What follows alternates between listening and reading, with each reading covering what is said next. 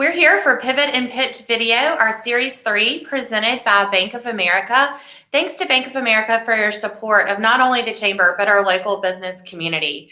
Today, it is a great excitement to be with Liz Klebba of Closet Play Image. Liz, how are you doing today? Great to see you. It is so good to see you too, Blair. I am doing well. It is the end of the week, and I think we're all just sort of thankful for that. How about you? Absolutely, and the beautiful weather. So tell us a little bit about how Closet Play Image has shifted how you do business during the pandemic to still remain effective and operating efficiently. Well, I have to say thank you for not using the word pivot. I know that's the whole thing, but I think we are just so done with the word pivot at this point.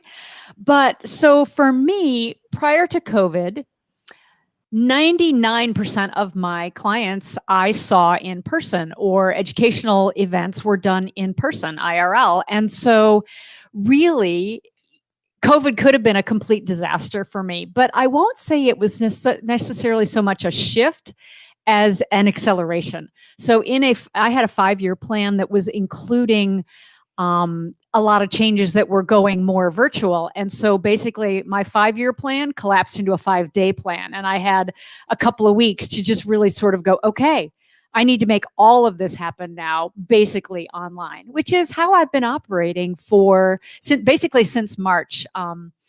My mother lives with us, and because of that, we closed ourselves down personally in our home a lot earlier than a lot of other people did, just for her health and safety.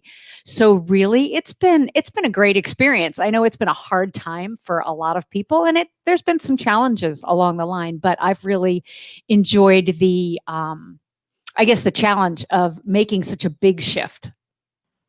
I love the acceleration plan. And as a wardrobe consultant, I know there is so much that you can offer your clients virtually. So tell us a little bit about your operations, the changes that you've incorporated. What do you foresee continuing under the new normal? So I had really, like I said, it was part of my 5-year plan was to make a shift and to be serving more clients virtually. What I've really enjoyed, so a couple of the different changes, and I think the biggest change, I was already familiar with the technology, but not just getting familiar with it, getting intimate with it and getting comfortable with it and just living in it. That's a really big change for us, particularly people who are, whether you're an extrovert or just people who are people, right? We want to interact with people. And so doing it virtually is kind of a little bit of a challenge. I know that for me, anytime I encounter somebody virtually, I feel like I need a lot more preparation time. That's not just in client work, which is one thing, and I'll talk about that in a second, but even, networking when you're going to meet somebody for the first time, or even somebody you know already, meeting up with them again. When you're meeting virtually, there's more prep time that goes into it. Not talking about setting up the meeting or anything else, but really giving yourself some mental space and some headspace to do more research, find out more about this. What do I need to know before I go into it? So that when you get in there, because time is precious, we really want to hit the ground running. I know for my clients, it's really been about getting a lot of my prep work done in advance and then sending them information so that they can start working in advance and sort of give them a taste of what we're going to be doing because we're not doing it. One of the biggest benefits that I have found from working online, for example, with personal clients has been, and a client was just telling me this the other day, she loves the fact that we talk about a topic. So we'll have, say, a 1-hour session, and we will talk about a topic. And then she has like an entire week before we meet again to implement the things we've been talking about. So it's kind of a flashback to my classroom days. I teach something, we practice it, or I should say she practices it. She sends me text, she sends me information. And then she actually has a chance to implement and work with this new concept for a week or 2 weeks or however long it is till we meet. So really, I think in a lot of ways, my clients are getting better bang for their buck than they were before. Now, I did hold my prices steady when things, started happening in 2020. I had actually had a price raise that was going into effect, that was supposed to go into effect in June. And I said, no, with COVID, I can't do that. I'm gonna have to hold my prices solid.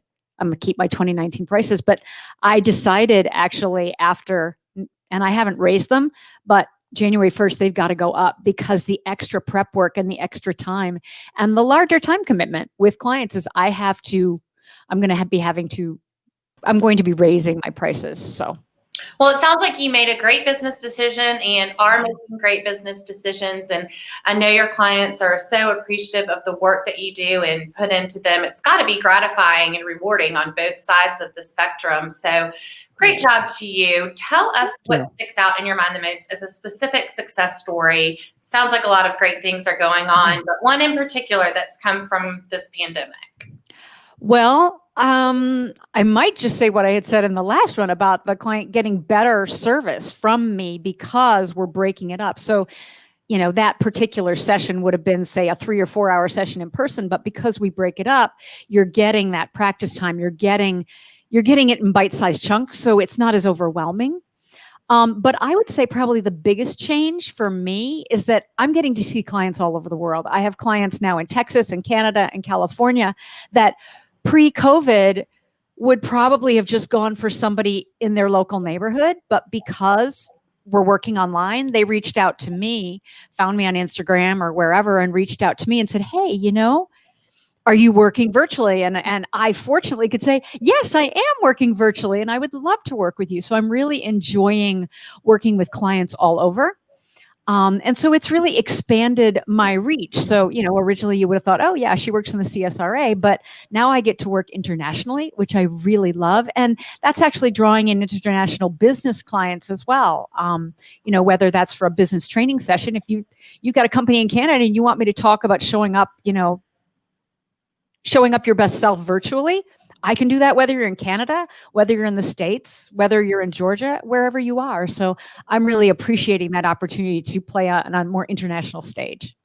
Well, that certainly is success. A local entrepreneur becoming an international brand.